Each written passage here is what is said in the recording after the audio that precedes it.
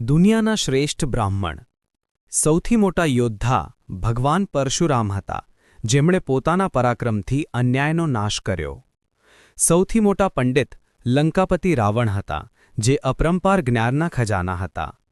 સૌથી મોટા ઇતિહાસકાર મહર્ષિ વેદવ્યાસ હતા, જેમણે મહાભારત અને પુરાણોની રચના કરી. સૌથી મોટા રાજકારણી ચાણક્ય હતા, જેમની બુદ્ધિ અને નીતિથી મૌર્ય સામ્રાજ્ય ઊભું થયું.